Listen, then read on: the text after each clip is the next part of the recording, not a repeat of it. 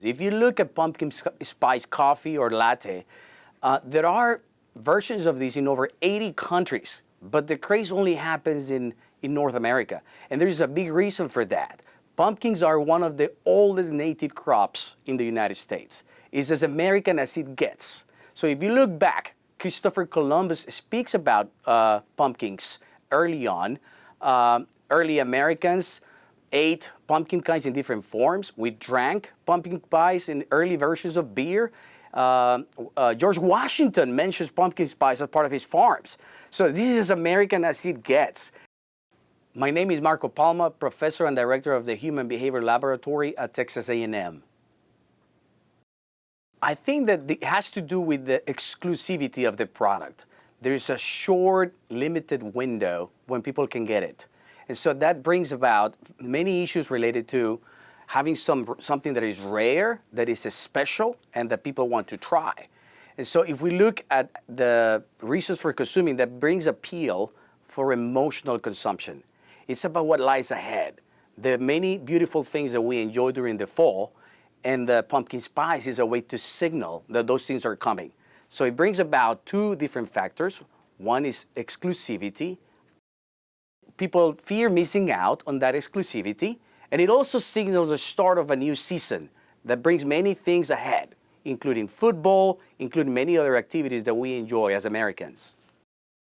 I think that this has to try to extend that window. Some of these selling marketing strategies have been very successful, and the longer that they can make, there is a very thin line between trying to extend the season but keep the exclusivity of those products. And so they're trying to stretch that to the point that they can really engage more with the consumers while still keeping that exclusivity. And so that works. If you look, there is a long period of time between holidays. And so there is an opportunity to try to market some of those products in between those holidays. I think this is an attempt from companies to try to engage with those consumers a little earlier while trying to make sure that they do not overdo it to the point that it relinquishes that exclusivity.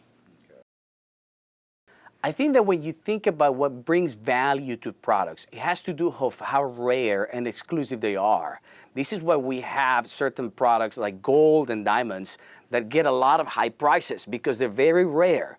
And so people like to be seen as showcasing that exclusivity, having that type of conspicuous consumption of being associated with something that is special, something that is rare, and something that is exclusive. So it's human nature for people to try to get involved in that.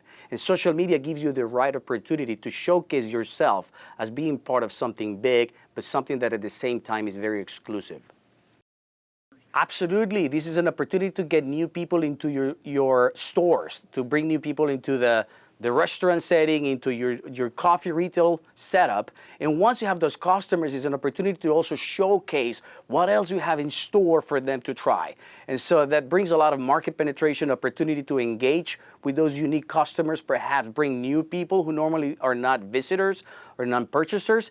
And it gives you that opportunity to engage with them and show them what other products are available, what other things might be popular and engaging, particularly with different segments of consumers.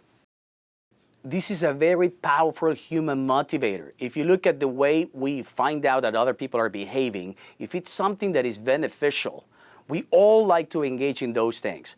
And so anytime we have anything related to, for example, saving energy, consuming good products, or doing many other things that are related, when we hear about other people engaging in that behavior, that makes us realize that there is something that we might be missing out.